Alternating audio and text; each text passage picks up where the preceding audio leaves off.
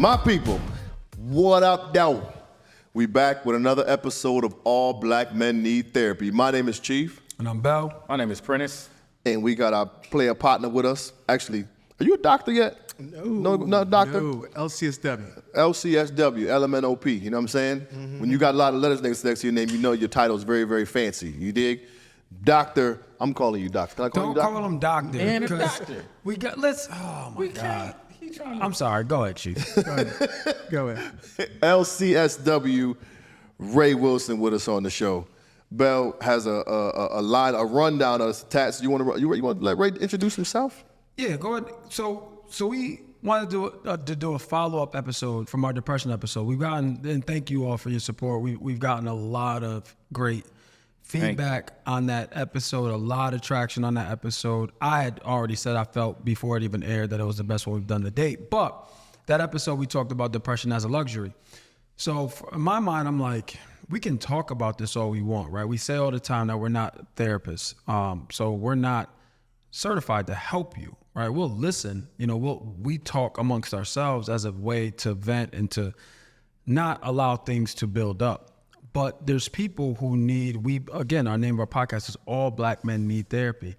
But to date, we haven't provided concrete direction as to how to get that help. So right. I got my brother on here, Ray Wilson. He goes by a lot of things, but for today, we're just gonna call him Ray Wilson, LCSW. Word. Ray was actually on an episode in the past. We tried to help a young man who was grieving with the loss of his brother. So Ray helped us out there, and the young man is actually doing all right. Ray, ironically or unfortunately, he did end up just going. He was actually in the cemetery visiting his brother, just paying respect, right. And they shooting at him. Started shooting at him in the cemetery. Got shot in his hand. Wow. Are you serious? Yep. I did not know that. Got shot in his hand, but he's laying low, out of trouble now, doing all right. I can't imagine what I saw him maybe like 2 months ago. Are going through as a result of that, losing a child and then having another one. Like that, that's crazy. Yeah. So before we even jump into Ray, we got to make sure we give a shout out to the space. Yeah, for sure. Our new area of record, our new session is at Gallery 66 in downtown New Britain, Connecticut, where we from. You know what I'm saying? Y'all from? We are surrounded.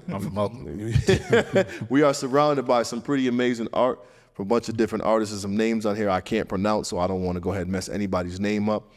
But you'll see them as we go through the episode. But this is an art exhibit that celebrates diversity and inclusivity and pride, and it's artwork that represents the empowerment of people by respecting and appreciating what makes them different. All from age, gender, ethnicity, religion, disability, sexual orientation, education, and national origin. Like, this is a bunch of different things, some pretty dope artwork around. So shout out to Miss Adrienne Elliott, who is a curator for all of this and allowing us in the space. So Gallery 66, check them out on Facebook. The Gallery 66.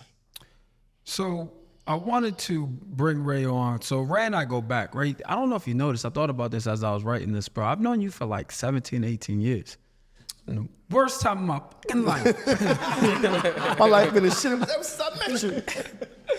No, man, all seriousness. I started working at the high school back in 2005, I believe. Mm-hmm. And that's where I met Ray. Ray was a social worker. Correct. Was that your title? Yep. Correct. At the school, and we just clicked. And my workout buddy, my golf instructor, he don't hire him for that because I'm terrible. But don't forget you were a trainer to my son. 6 a.m. in the morning. Getting his boys right with some football drills. So my point is, our relationship goes beyond his profession, right? It actually started with his profession aside. We just clicked. And a fun fact, I don't know if you know this, right? But I thought I would mention it, and then I'll let you, tell everybody exactly what you do. But you are the reason that I wasn't closed-minded when going into therapy. You probably won't remember this conversation. Wow. But I remember saying to you, and it was the most impactful conversations I have are always in passing. Right. Never designed to be impactful, always in passing. And I was just talking 2020, and I'm like, yeah, man, I'm gonna go see a therapist. I said, but I don't want to go see no white therapist. I want somebody that can relate to me. Mm-hmm. And you was like, dude, don't be so close-minded. He's like, there's white therapists out there that are way more in tune with Black culture than you believe, than you think. And I said, you said you're limiting yourself. And what if that person is best suited to help you? And I'm like, wow. And that was, again, we go into these vulnerable spaces with not a lot of direction. We just going out on a skinny branch. Mm-hmm. So my mind was like, all right, well, I need to make this as comfortable as possible. So somebody who looks like me may be the best option. So I say that because my therapist is white, a white woman, mm-hmm. right? In her early 60s from Vermont. You know what I mean? So, and she was very instrumental in my life, especially during 2020. So that's a credit to you, brother. So I thank you for that. Thank you, brother. Thank you. But yeah, so now that I've given everybody like our history, you want to talk to people about what is specifically you do? Wow. First of all, I really appreciate you guys inviting me. Of course. Yeah, 06. You know what I'm saying? Second time I've been here. Again, I jokingly told them they were the Joe Button of Black males' mental health. I'm running with that. You know, I'm running with that. No problem with you that. Guys, no one's doing it better than you guys. We appreciate it. Nobody. That's what's up, man. You know. Again, Ray Wilson, LCSW. I'm in private practice, meaning basically I see it. I apologize. I see individuals for different. That's what happened. Recording the hood. Recording the hood. You know what I'm saying? We're gonna leave that in too. Don't cut that out. I want the people to hear that in the background. You know. But yeah, I do a lot of different modalities. I do marriage counseling, individual counseling, adolescents, children, adults, elderly. So I keep the door open. Primarily, my business is called Eclipse Depression. Specializing in depression of men, particularly, but also I have women coming in as well. You can reach me at www.eclipsedepression.com, and all my pertinent information will be there. If you ever need to contact me, there's a spot in there to email me. Feel free. We got a strong team, so we'll put the link in the description so you can see it. You know what I'm saying? You'll see it right there. It'll be here. You know what I'm saying? It'll be here somewhere. I just thought he was going to rewind this, pause it. No, B. No. Shout out to Power and the team. My bad. That's what I do. We're not doing that. We're going to put it right in there. It's going to be right up under the screen. Don't even worry about that. You know what I'm saying? But before Ray, so typically what we do is when we open an episode, we all do kind of like a check-in. And I know, so I find that in my case, sometimes like at work, sometimes I go into the principal's office, like, yo, man, nobody ever checks on the boss. How you doing today? No one ever checks. Who checks on the therapist? Good question. You know what I'm saying? Like, how are you doing? Check in. Is everything all right with you, bro? It's funny because I had a friend, an ex-student, text me, and he said, "Are you happy?" Wow. And when he texted me, I stopped. And I text him back. Actually, you know him, Norberto Candelario. His brother is Carlos Candelario. Carlos fought in UCFW, UFC. UFC, yeah. Yeah. And I said, no one's ever asked me that. And I had to think about it. Love those questions. Yeah, you get so caught up in the doldrum of life, the melee of life, just going. I got to do this and this and this. I got to transport my son here. I got to do this. My wife needs this. I got to do. Was I happy? I think I honestly, I'm still pondering. How long ago was that question? Last year. Wow. Last year. And guess what? Living is it's a learning process. I was with a client the other day, and I said, I looked at him. He was 16. I said, listen, the way you going, 20-year-old you is going to look back at 16-year-old you and ask the question, why'd you fuck my life up? And I said, are you willing to answer that question? Because 20-year-old you is coming right around the corner, and he's going to have questions. Why won't you shut the fuck up? Why won't you just do the right thing? Because you're going to fuck me up. That's cold. Because people don't understand there's different segments to our lives that we always look back on ourselves. And some of us look back on ourselves and pat ourselves on the back. Thank God you did that. because now I'm here. And we got to celebrate ourselves. 100%, which leads me to a question. Hold on, Bell. Before you go in there, you didn't answer the question. Well, you did, but Still pondering. okay. Still pondering. Okay. yeah, Well, let's make sure we, We can't rush to answer questions just because they sound good to somebody. no doubt. So, is there anything we can do to help support your mental health and well-being? I always look at things as, I hate to use the word journey, but each time we go on this journey we call life, we find out more about ourselves. We find out more about ourselves, what we're built on. You know, I remember watching this movie. I'm going to botch this movie's name. Was it Joe Almighty? Does anybody remember? Yeah, there's a movie called Joe Almighty. Joe Almighty, but Morgan Freeman and Jim Carrey. And his wife was in a restaurant, and she's talking to Morgan Freeman, who's playing God. And he asked, if someone needs courage, does God just say you got courage, or does he give you situations to be courageous in? Right. You know? So again, but you have to live to get to that. It's not this, I want to be courage, I want to be brave, and it just happens. No, it's a process of living and opportunities, and you find out more about yourself because the opportunities will arise for you to find out more about yourself than anyone else. You will know if you're winning or losing, you know? So I have a question, bro. I agree with that. You will know when you're winning or losing. But my question is, as black men specifically, and I'll give some context to this in a second, do we have happy defined? Right? It's happy defined. So it's like, man, this is what happiness looks like for me. And I can tell you right now, I don't have it defined. Right. Yeah, but isn't that as relative as success? You know what I'm saying? Either way, it's defined. Success is relative and is defined per the individual.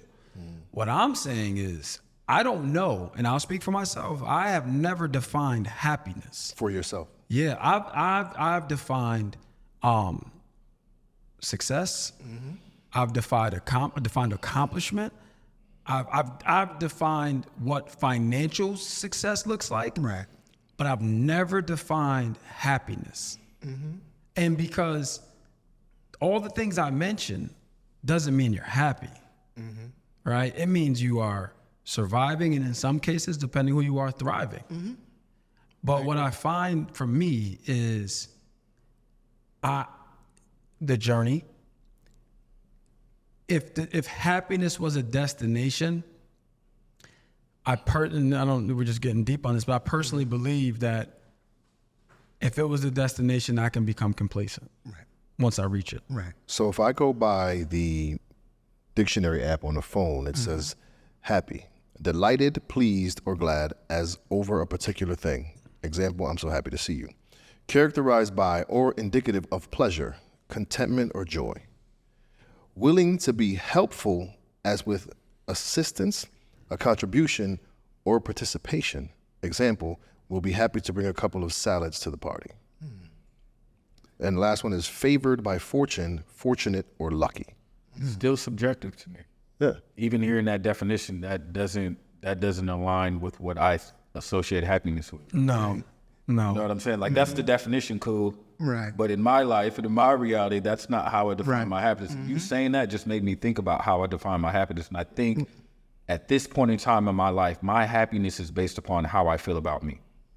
So when somebody asks me, am I happy? I assess, how am I feeling about Prentice right now? And sometimes I may not feel too good about Prentice, but I think I'm starting to, this is another one of the moments. I think I'm starting to realize that I'm basing my happiness on how I feel about myself, not if my kids are playing and doing all the things they want to do, or if my wife is. How do I feel about me right now? I think that's starting to determine my barometer of happiness.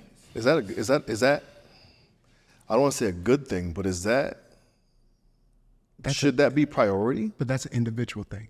No, true. Is, True. It's mine. True. All right, but I mean, if we're trying to advocate for Black men and mental health and finding a happy place, do we say start with finding the happiness within yourself, or allow the external experiences or external situations to help provide some of the happiness for you? Well, I'd love to know to know your thoughts, Ray, on this, but I think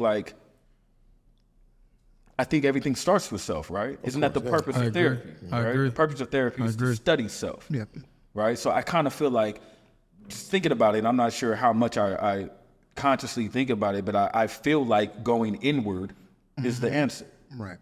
So I agree. I kind of feel like encouraging all of us to go inward, where you may not be looking for happiness. You know what I mean? Maybe some other thing going on, but we got to go inward and able to project what we want outwardly, right? Mm-hmm. What do you think? I What's your agree. definition of No, I happiness? agree. What do you define happiness on for you? If right now, if I'm going happy, I just feel like What do you think about? I'm my kids. That's the first thing I think about. Yeah. So Then you're always going to be happy, though, right? I mean, think about it. If you think about it, yeah, my kids make me happy off the justice could be messing up, but I'm still happy. It's more so just knowing that I'm doing what I have to do to make sure that they have the opportunity to be happy. So you're thinking of your responsibilities to your children. That's the first So thing. it can be self almost in that regard. Like, just if I find myself being happy because I know I'm in a position to do the right thing to help my kids be the best versions of themselves. Like you're on your job, that category. And that's where the happiness comes from. Think about it. Every time we check my check-in, it's like, oh, I'm happy. My kids are happy and healthy. Like, it's always the same thing. You know what I'm saying?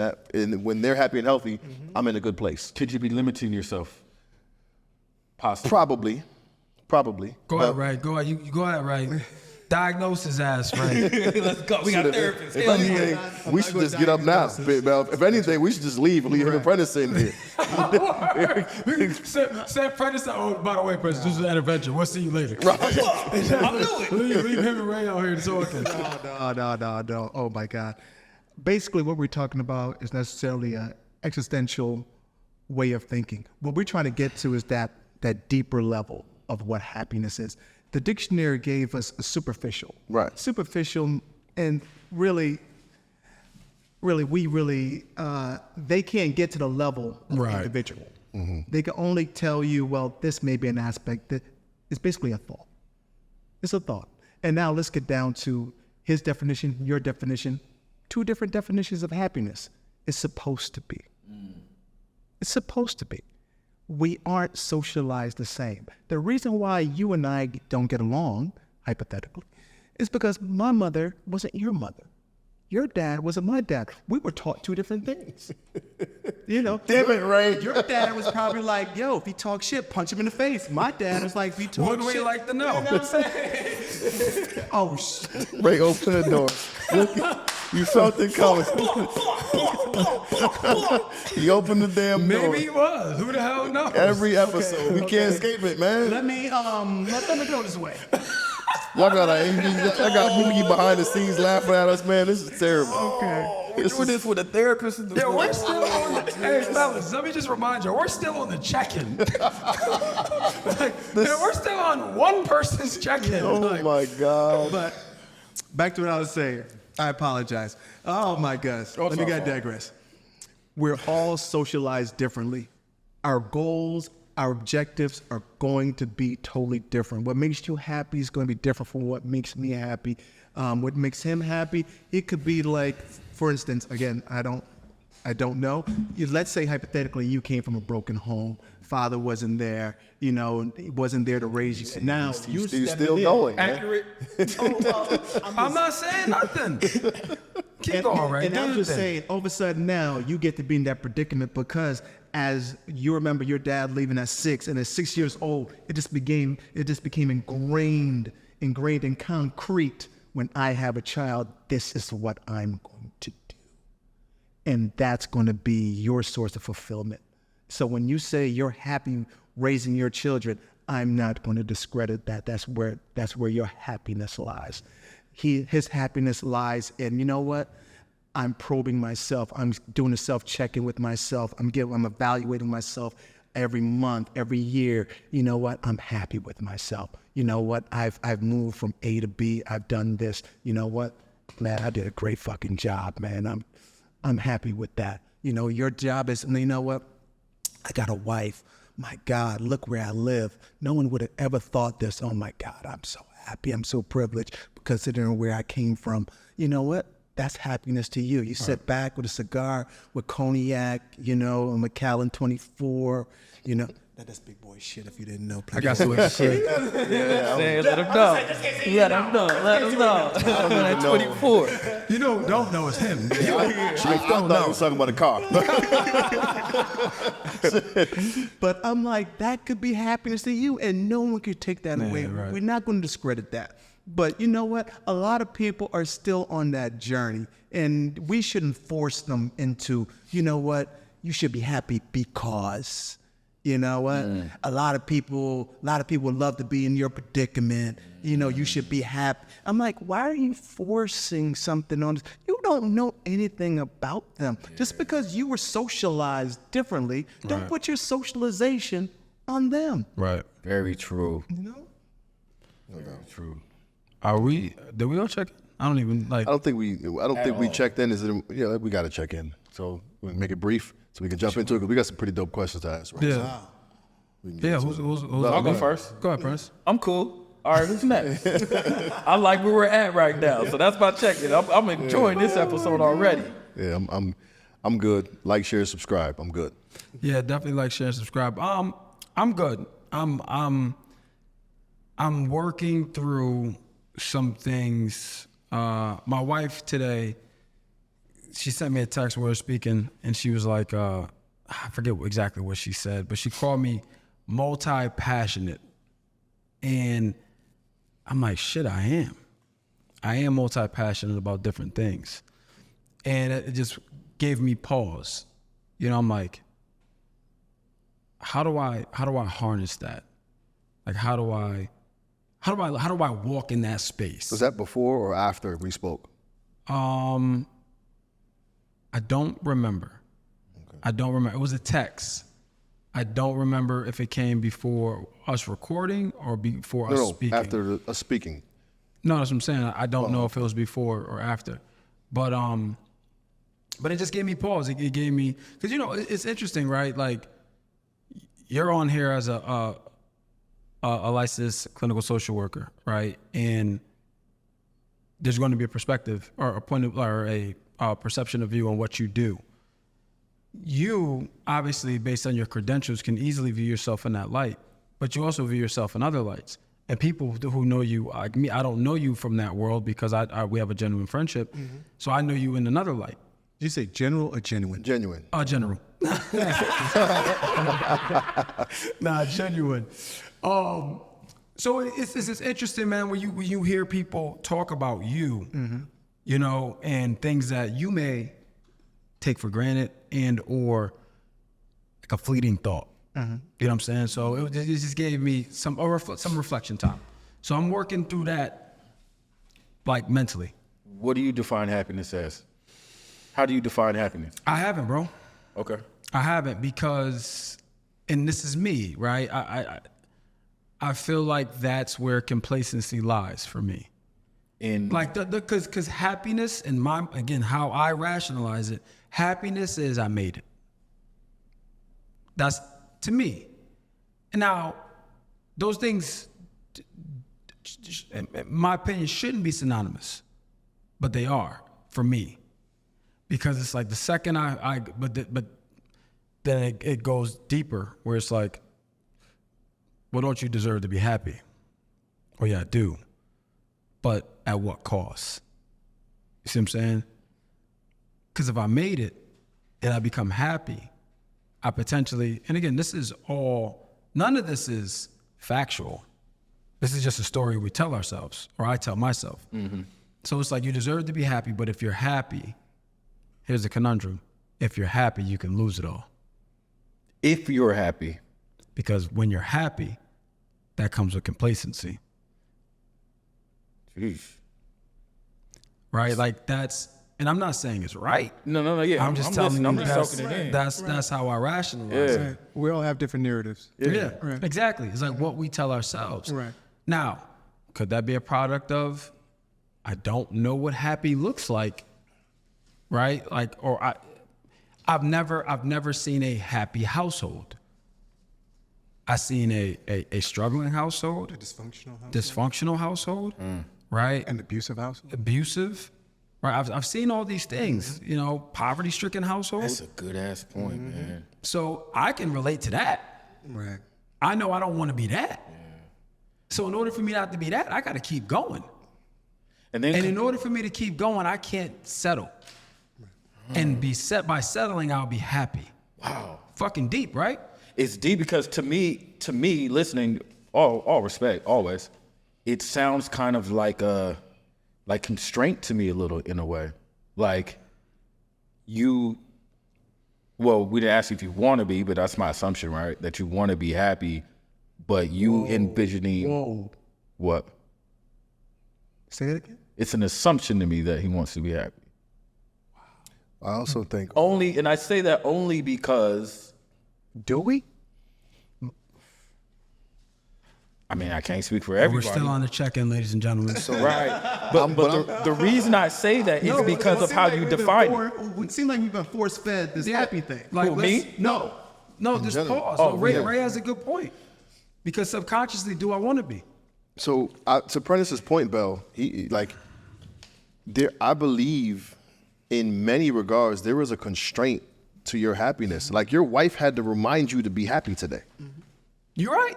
I think just by his definition of how he looks at it, that's why I said that the idea of achieving happiness equating to some type of lack in a different area of life. Like you said, your work ethic, like you can get complacent, right?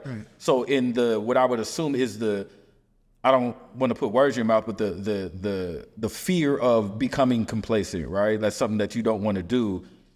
Not becoming complacent can possibly mean that you don't become happy.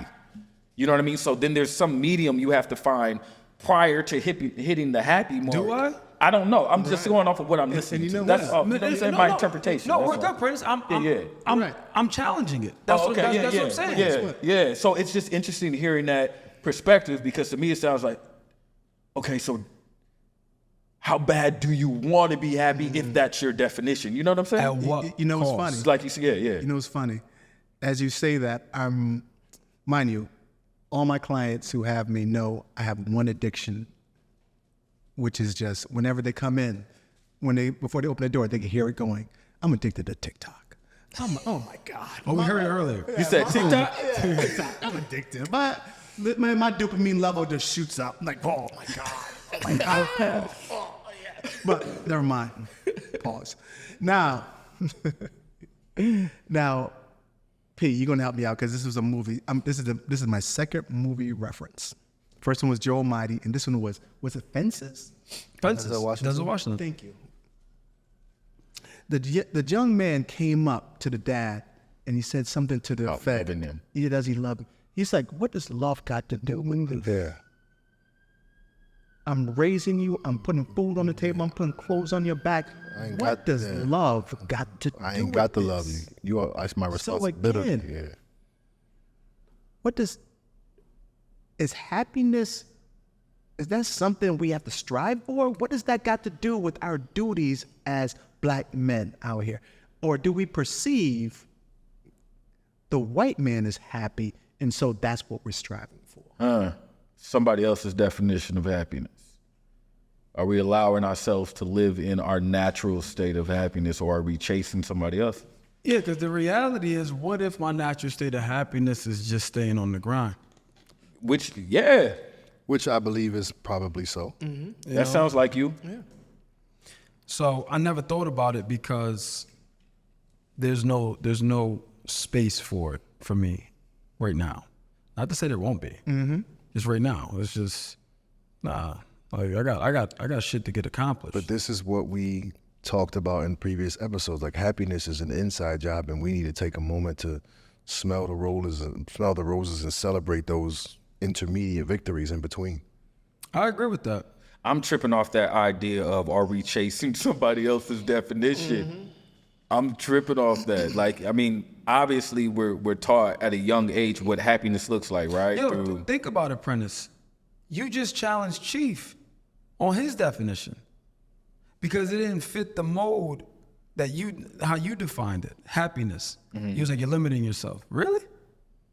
Nah, he's defined it for himself. That's what it means for him. Right. You know what I'm saying? Yeah. Like, and that's easy to do. Yeah. Like that's an unconscious bias. You know what I mean? Like that's easy to do.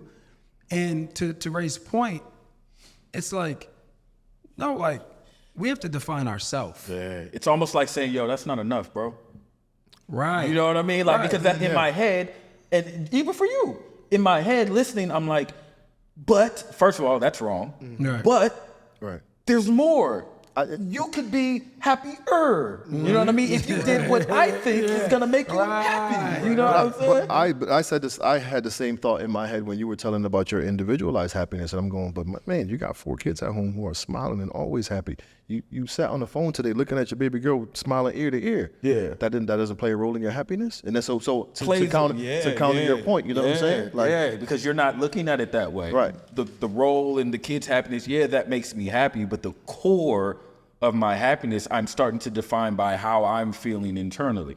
And you're looking at it like, but you know what I'm saying? Like, you had a bad day, but look at them. You know what I'm saying? Like, right. Just look at your phone. You don't gotta feel bad. And that's what we were saying earlier. Like some people start to put these parameters and try to define, but you got a beautiful family and kids. Your wife is, you was on TV. You know what I mean? And then you take it there. You can be depressed, man, on television. But think about how many celebrities who we think got the big bag, and it's like, oh, so-and-so committed suicide. What? How? You know what I'm saying? He was just smiling on TV last week. The boy, God rest his soul, the boy Twitch. Yeah. You know what I'm saying? Yeah. Yeah. Damn. Robin Williams. That makes me want to be a lot more cautious about how I respond when people are talking about their happiness and what I'm telling myself while I'm listening to them. Because that really just hit me just now, like the concept of everybody's happiness is defined through them and their life experience. You know, who are you at some point? Even if you have all the intent being dope, who are you to suggest, in a way, other options or alternatives, or even to challenge their level of happiness? Because by you challenging it, you're saying that that's not enough. Right. I just took myself back to the damn memes. Black people always in the middle of something. You see the meme like white people like, I'm not lying. Black people, how the fuck you gonna tell me? Like that's what I heard. Like, you ain't happy. How the hell you gonna tell me I ain't happy? You know what I'm saying? So we done with the check-in. We done with the check-in. Let's jump right in. Jump right in. I tell you right now, I was not expecting that. No, but that's how this works. That's how this works. We tackling definitions. Yeah. No, existential thought. We just went deep. That's what be happening, man, because sometimes these are subconscious thoughts that get provoked, you know what I'm saying, through conversation. There's been many a times where we're like, damn, I never thought about it like that, or wow, like it's always something. I was carrying that, Yeah. a lot of, and that's the point of the platform, right? It's without these conversations, some of these things won't come to the light, and with them not coming to the light, some of them now you're not able to address, and I say this all the time, is you got to handle your trauma or to handle you, like that's, and if we don't, and I'll talk to the kids about it, like if they don't know they have it, it's going to show up at the most inopportune time, and it's going to handle you. So when you have these conversations, we suppress a lot of shit. We're resilient people, man. We suppress a lot of shit. So these conversations sometimes get that out. But we're done with the check-in. I got some questions, some comments, man. You mean it gets better than this? Yeah, dude. I mean, you here, man. We here. You are here. So we I love to be able, and this is why, like I said, we got to have you back, because having a therapist on, like, gives me at least the urge to want to just go there in certain things, right? Like, well, let me just see what Ray got to say about it, right? Like I know what I think about it, but let me see what a professional thinks, you know what I'm saying? Yeah. So, because I also believe it helps us, obviously, that's why we started the podcast, but also for the people who, they get their form of therapy by hearing us having open and honest conversations. So adding you to the mix is just an extra layer of, like I said, validation and if nothing else, a resource, right, at its core. So Wait, before we go, can I just put a caveat out there? Sure. Please do. Before each of my sessions, whenever I have an initial session, I always tell, because I always want to do the profession well. I think that's my duty. I always tell the client, listen, I may not be your cup of tea.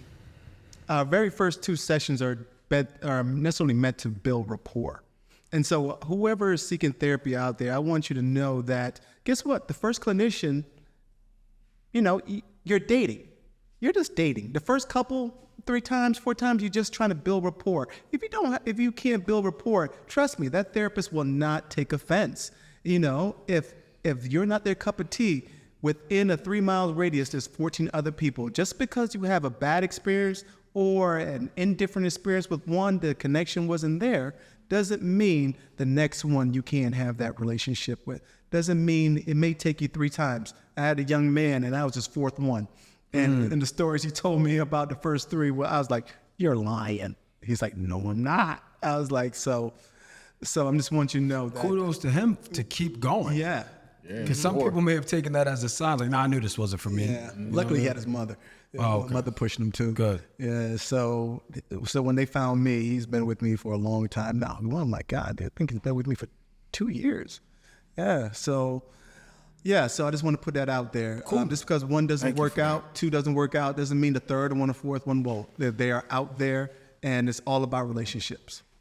Yeah, and that's a good segue because our relationship brought you on the show, right? And it just so happens that you are speaking the same language as we're talking to people, and you're the professional. But so the people now know who you are, right? They know you have your own practice. They know the areas you specialize in. But what I want to also paint or shed light on, right, is how we got here, right? We all see what's happening with you, and I have a saying is, everybody wants the glory, but not everybody wants the story, and I think there's a lot to be learned on the journey, like we talked about. So my first kind of, not even question, but just confirmation. So I know you're from Hartford, but were you born and raised in Hartford? No. 2 things can be true at the same time. No. No, I came here to Hartford when I was 7 years old from Kingston, Jamaica. Kingston Rump. Was it down by 80 beats? Dialogue.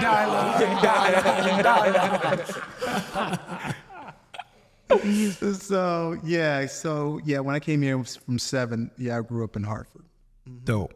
So when did you, or what about your upbringing drew you to a path of therapy? Like, when did you, what about your upbringing triggered you and said, you know what, I want to help people. Right. I want to help people get through some of their, quite frankly, some of their most traumatic experiences in life. Right. I never looked at it like that, Ideally, it just came with the jobs I had. I was an assistant teacher. I was working for a clinic in Atlanta. It just came from the profession. I didn't even know this was the profession I wanted, until one person said, you know what, I enjoy talking to you. It was weird. I was like, something thanks. that simple, right? I was like, thanks. He said, you need to think about this. I was like, for real? I was like, okay, let me think about it. And then it's funny, I ran into another young lady in Atlanta, and she said, you need to go out for this master's program. I was like, what school are you at? She says, I'm at Smith College, School for Social Work in Northampton, Mass. She's like, you need to apply for that. And I was like, you think so? We're all apprehensive because, we don't want to be turned down. The last thing we want is no. Right. It's something that we're not even sure of. Yeah, exactly. So she said, I think you have a good chance. Okay. So I filled it out. Mind you, I filled out 4 other ones just in case they said no, just to soothe my ego. I went to 2 lesser ones because I know they'll say yes. Hey, I got my ego rep and maintain here. But yeah, they said yes, and that was it. I just went and never looked back. So that's interesting. So you started off in teaching, did you say? Yeah. I was an assistant? Mm-hmm. And so you went to, your undergrad was in education? No, my undergrad was actually sociology. I ended up doing the assistant teaching due to a program in Atlanta called AmeriCorps. Oh, yeah. Yeah. Very familiar. Almost signed up. Yeah. Actually. So, yeah. And so with that, if you do teaching in a inner city, right? Inner city for a year, they'll give you money to return to school. Nice. And so that's what I did. So where'd you teach? Oh God, it's in College Park. Oh, okay. So down in the Atlanta area. Yeah. Got you. Yeah. Got you. So the reason why I asked that, man, is because I'll read some statistics that I found. It's kind of alarming. So there are over 292,000 clinical social workers currently employed in the United States. 78.3% of all clinical social workers are women, while 21.7% are men. The average clinical social worker age is 44 years old. The most common ethnicity of clinical social workers is white, 58.5, followed by Black American, 19.9, Hispanic or Latino, 12.3. And social workers are 68% more likely to work at private companies in comparison to government companies. So with those statistics, I would imagine back when you started, the numbers were even lower. Correct. Right? So Correct. So where did you see it represented? Or did you see it represented? I know someone said you should think about this. Was that person a therapist? Yeah, actually, or clinical social worker? Actually, I worked for a clinic in New Haven. Larry Conaway had a clinic. I forgot the name of the clinic, but Larry Conaway was one of the owners. He and another African American gentleman owned the clinic, and so I've seen him be successful in heading up a clinic as a LCSW, and he helped me. I did my hours with him. He helped me get my LCSW, but just to have that vision of seeing someone else do it. I was like, I could do private practice. I gained some quality experience working here, and so that was the start of my journey. So in the beginning of that phase, were you? Because one of the things you mentioned about, you didn't mention the percentage. Do you know the percentage of Black men in the therapy? Yeah, I couldn't find statistic on that. Very few. And the thing is, if you do have Black men in the field of social work, they just have the degree of social work. They don't have the license, the LCSW, which is I want to say a 3-hour exam. For the people, can you define the difference? But basically, it's just if you just graduate with your master's, that's just a graduate degree. Okay. But however, the state will want you to have, I believe, 1,000 hours of work experience, 100 hours of supervision, to enable you to be able to take the exam. So someone can so just like it's funny because my wife, she's an attorney. She explained that someone who graduates from law school but doesn't pass the bar, they get there's JD next to their name, right? Whereas somebody who passed the bar, it's like Esquire, right? So. There's levels. There's levels, right? So someone can graduate with their degree in MSW, so not an LCSW. Correct. Got it. Right. Got it. Mm-hmm. Now, did it matter to you? Did you take that into consideration when you were doing it? Like, being a Black male therapist is something that's important to me because I want to be representation for my people. Somebody told me, or was just like I like social work, I don't want to be into it.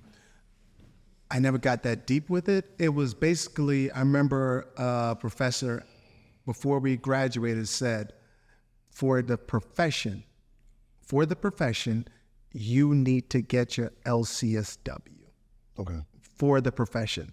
And she was absolutely right. Because with this, by getting the licensure, you become a lot more freer. A lot more avenues you could go. It's almost as if you entered another realm, like, I like what it's looking like up here.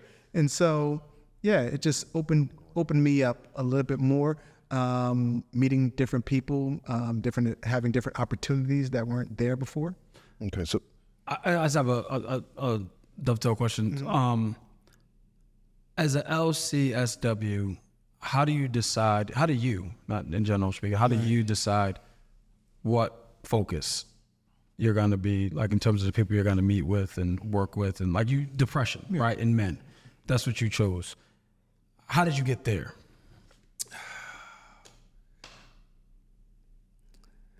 Does anybody know how to get to Carnegie Hall? Practice. Practice. That Practice. leads me to the next question. So when I first started with the check-in, I was like, yo, no one ever asked the therapist how the therapist is doing, right?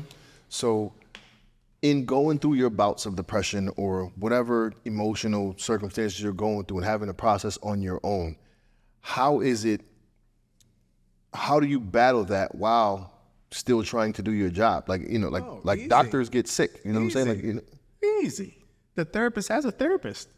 Easy. I'm like, what good therapist doesn't have a therapist? I mean, that makes sense. But so I say another thing, because what we've learned is, like, oftentimes, like, think about it, there's many a times where you've given someone some gems or some nuggets that are like super beneficial for their life, and could say the exact same thing to yourself, but don't take your own advice. Yeah, because it falls on deaf ears. That's what I'm saying. So sitting in the position of a therapist, I'm sure you've said some shit to some of your clients and be like, "Ooh, that was good," and it's so applicable to you, but you didn't even process it in that way. It's funny.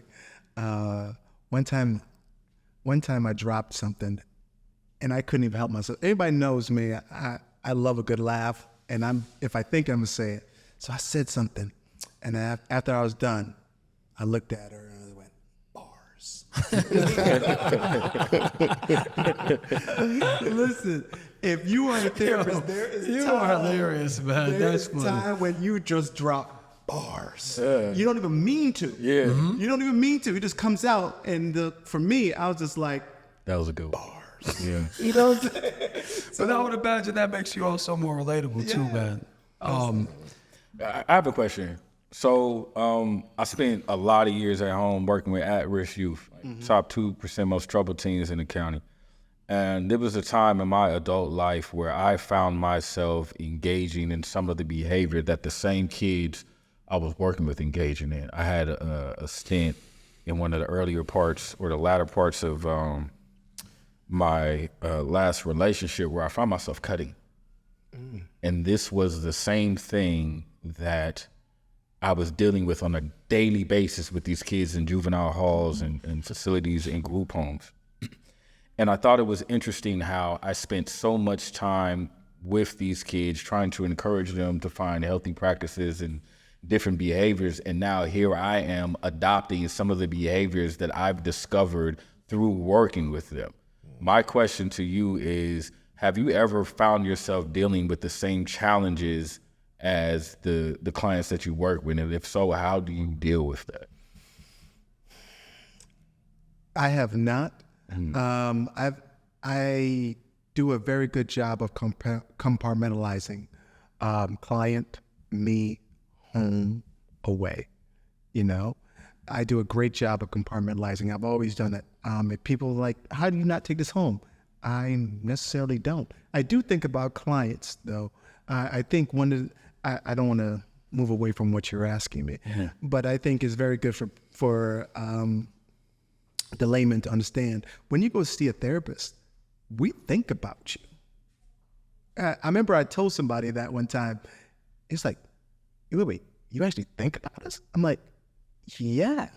Well, what do you think? We just come in there cold turkey and wing it? Like, hey, no. We think about you, and we think about how to get you to move.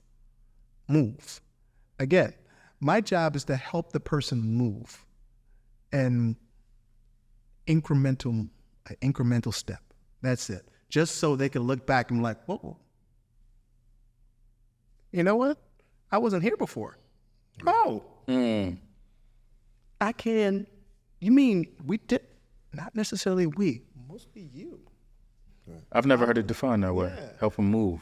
Help them move. And that's it. With that point, though, fellas, I think I need to salute y'all, because just in our many conversations we've had, like, we have all inspired each other to move in a certain regard, and we sit back and go, damn, like, you know what I'm saying? I think that's like monumental, because it's if that's the therapist's primary objective, we've done that in such a subconscious manner that it's facilitating. I think it was movement. conscious. I mean, but just the surprising gems that we come up, like, wow, I never thought about it like that, and now we're moving, and now we're moving different. Yep.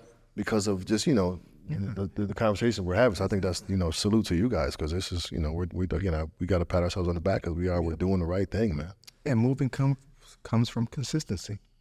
Exactly. Comes from consistency. Moving comes from consistency. My best clients are the ones who are consistent. They're the best ones because the person who's consistent are able to necessarily remember how they started, remember how they came in. And it's funny because I hate to keep delving back to clients I've had. This was a conversation I had with a young lady this past Sunday. By the way, Saturdays and Sundays, I'm booked. Don't ever book me on Saturday and Sunday. I don't know what it is. Every client wants Saturday and Sunday, but I'm booked. But I digress. So it's a good thing. Yeah. So, but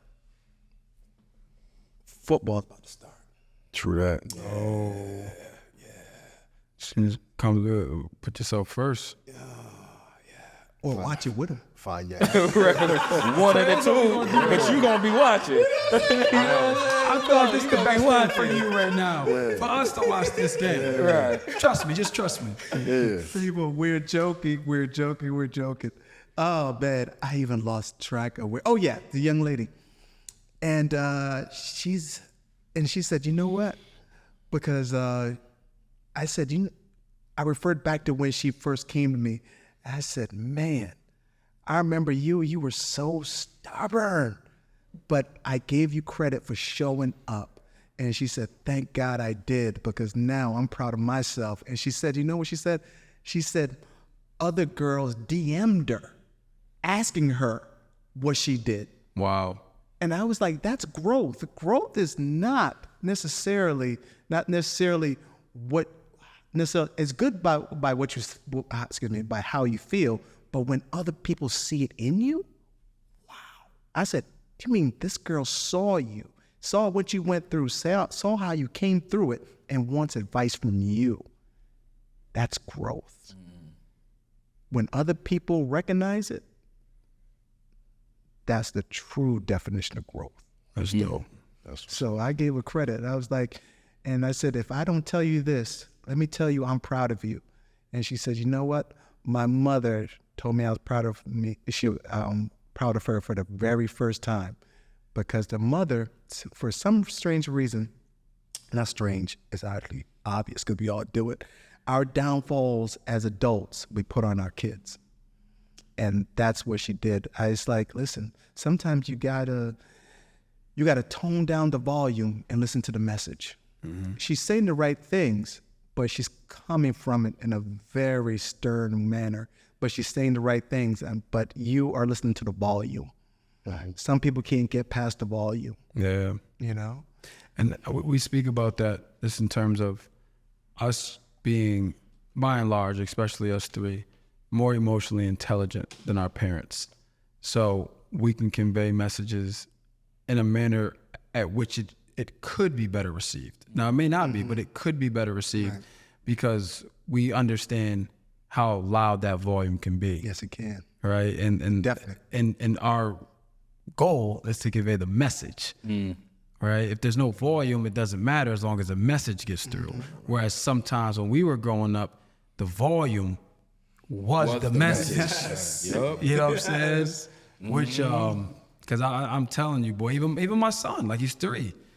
It don't matter what I say. If I notch it up a couple octaves, oh, he's crying. Yeah. You know, so he didn't hear nothing I said. Nothing. So that's a very good point. I think I got one more question. It's a couple more, but I wanted to tap on that. That just gave me something to think about. So you harped on emotionally intelligent, and I think we've grown in that space, but I applied it to like the emotional awareness, and I think it's really dope. So to the viewers, like the supporters, you can still be emotionally intelligent, but not be emotional. You dig what I'm saying? Like, so help me with that. So we're tapping into our emotional intelligence. P had a moment today where he sat in the middle of his emotions and started crying. You are emotionally intelligent, but the way you display your emotions, you know what I'm saying, don't necessarily disclose. I'm in tune.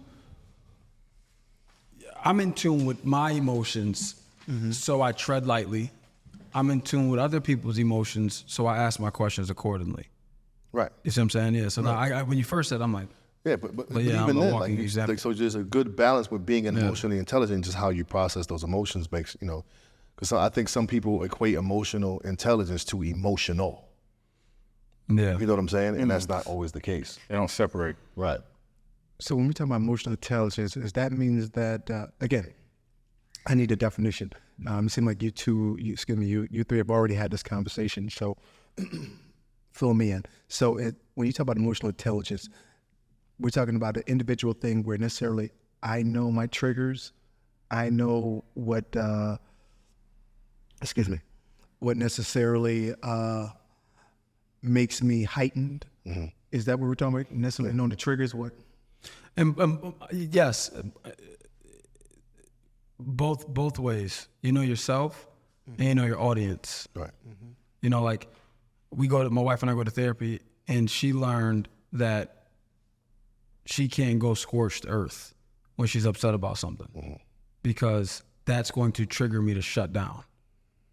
So where her emotional intelligence lies is within herself to get the most ideal result.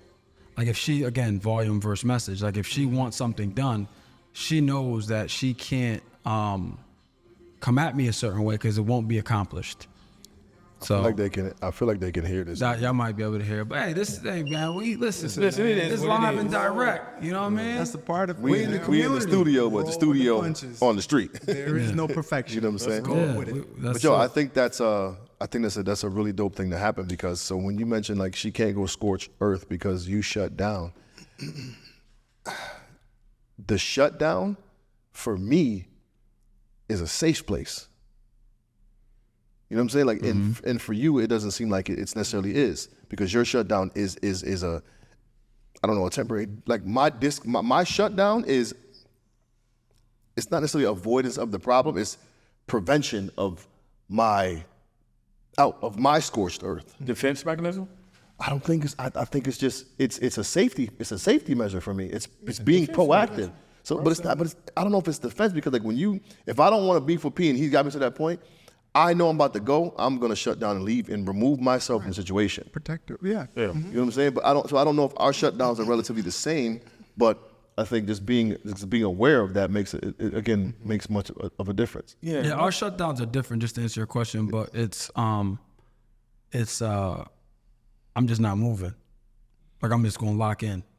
So when I say I shut down, that means whatever she's trying to get me to change, I'm doubling down. Right. You know what I'm saying? Like that's the shutdown. Yeah, so my shutdown is definitely step back, take a minute to process, and come back when I'm ready to talk. Yeah, mine's be hella long. That's what I got you the other day. The conversation, mine was too much. Hey, I'm sorry. You know what I mean? Yeah, I think with our partners, our shutdowns are just totally different. Mine is just, listen, just because I'm a therapist doesn't mean I'm a human being. Okay? Word. I just sometimes sarcasm. Oh, she tells me all the time, you're so sarcastic. I'm like, really? I didn't think that was sarcastic. She took it as sarcastic. I'm like, So I always tell her, you can be an asshole. yeah, I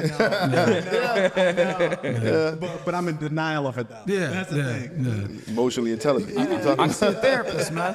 I can tell you one thing I'm really enjoying about this conversation is being in the room, having a discussion with the therapist, and not feeling like the patient right now.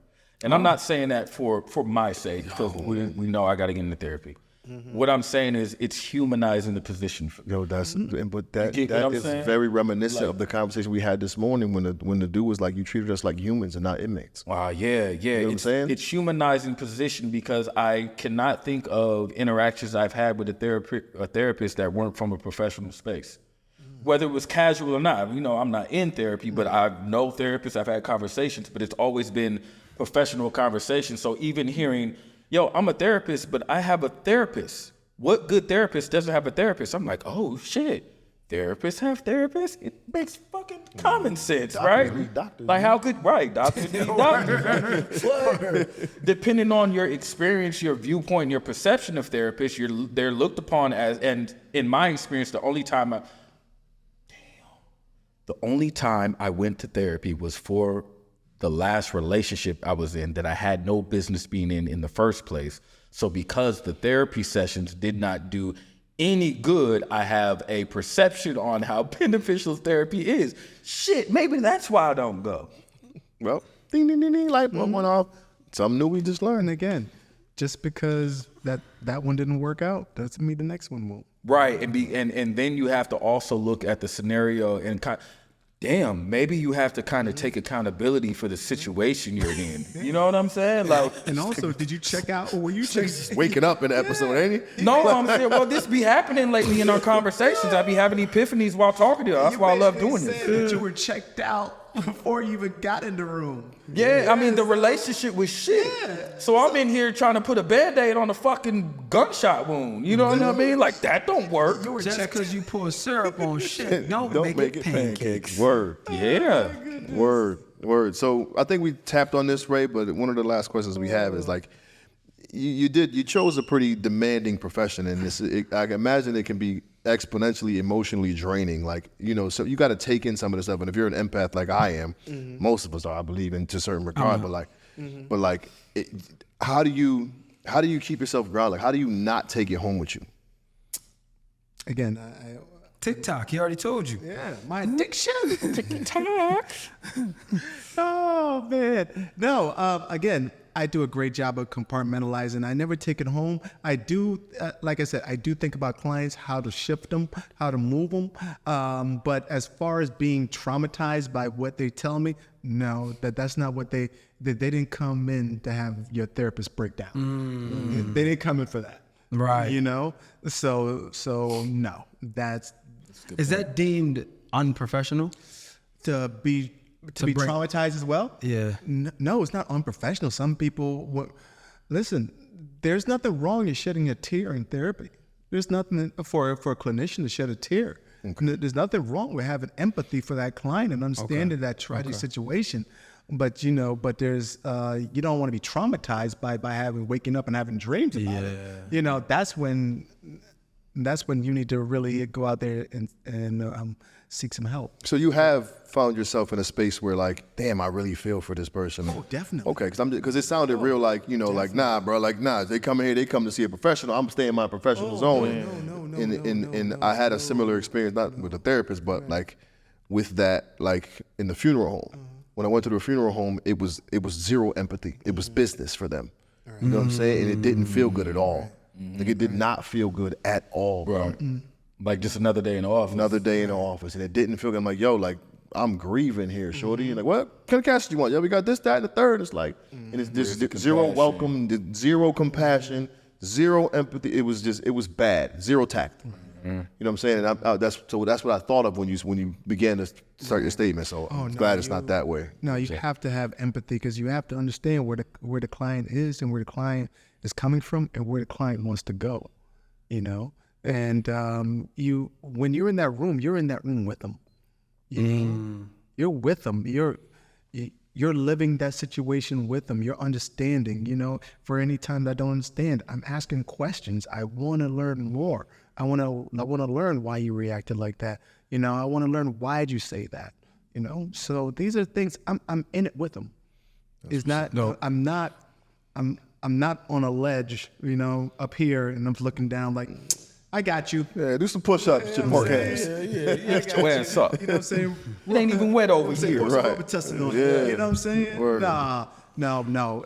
I think it's very important to know that this is the empathy field. When you walk into a clinician's office, you should feel like that clinician has empathy and understanding about what you're going through and where you want to go. For sure. That's great to say. I'm glad to hear you say that, because you're telling me what to look for. Yeah. Hey. Yeah. And again, like I said, the first one, you may not have that rapport with the first one, but there are people out there that, and again, and as Bell illustrated the very first story he told, the very first vignette he told about, I don't even remember. You said that I told you necessarily. Yeah, keep an open mind with therapy. Keep an open mind with your therapist. Don't go in there with a closed mind. Oh, he can't relate. You don't know. Right. you have no idea what this person's history is, you can ask them. You know, what's your experience of working with African American males? What's your experience? There's nothing wrong with you asking questions. You go in there asking questions, because God knows I got a million questions to ask. You're not coming out of my office unscathed. I got to find out what the presenting problem is. If you were in my office, there's a presenting problem, and I got questions. And guess what? At the very first session, feel free to ask your clinician questions. Ask them. Ask he or she, or they, what have you. Just ask them. How do you feel about my presenting problem? Have you ever dealt with this presenting problem before? You know? Ask questions. This is not a dictatorship. This is a rapport business. This is a relationship business. This is an empathy business. Okay. Well, I think that's a great place to end. Nah, for sure. So, yo, that was salute to you, man. Thank you. That was a dope conversation. Hold on. Like Bars. I think that was a dope conversation. So, Ray, we end every episode with the final thought and just kind of what you took from the conversation. If you had to sum it up and give people a nugget to walk away with, what it would be. So, P, I'm gonna start with you. My final thought is really like, this really humanized the idea of therapy for me, and it really brought to the forefront, I think, the underlying subconscious reason why I have not gotten into therapy, because my only conscious thought of therapy is on a previous relationship that I had no business being in the first place. And I think I may have expected the therapist to fix something that was never together in the first place. And as a result of, and I remember I had 3. And I remember as a result of all 3 of them having what I deem as absolutely no effect on the relationship, I think I subconsciously scrapped the idea.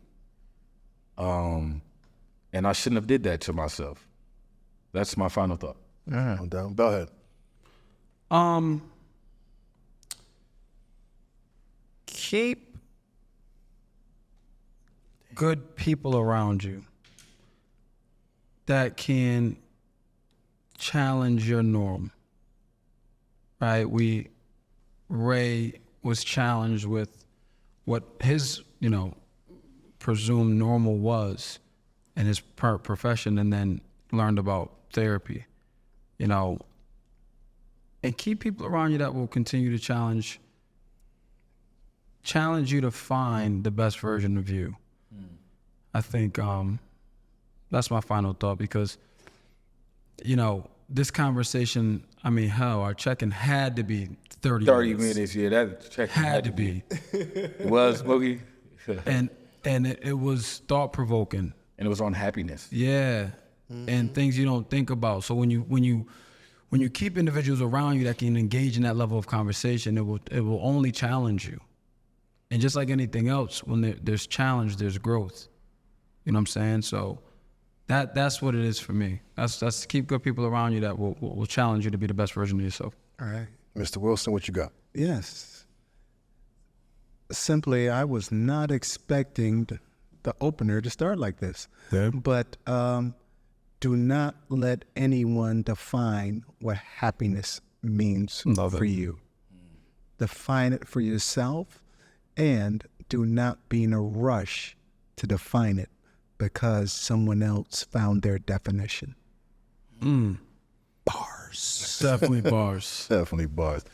For me, I think what's come up in this conversation again was what we tell ourselves. It's been a common theme in like the past couple of episodes. And I think we need to be very cognizant of what we are telling ourselves, because that ultimately is going to identify where our happiness lies, how we move and feel about ourselves, and how our day goes. So be very conscious of what you tell yourself. Speak some good stuff to yourself.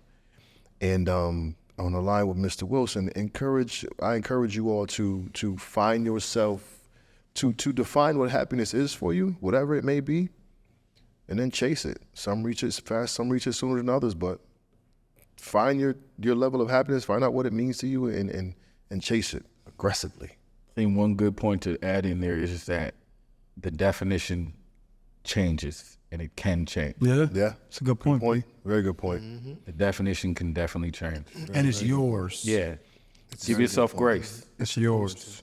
As you get older, it's supposed to change. For sure. The level up must continue. So we had some, you may not notice, but there was some technical difficulties. So shout out to Mookie behind the scenes. Mookie, yeah. Mookie, what's your Instagram? Mook is Shot by Mookie on Instagram. You can Underscore. check him out. Shot by Mookie underscore.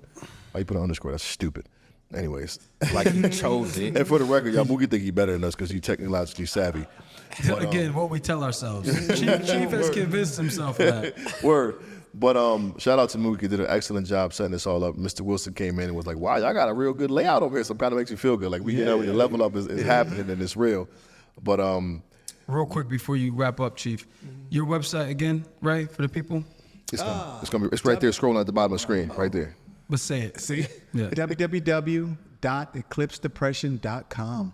So when you go on there, ladies and gentlemen, we are working out how to add the most value to our listeners, because we understand that this is important, and talking may not be enough for some people. Hearing us talk may not be enough for some people. So what we want you to do when you go on to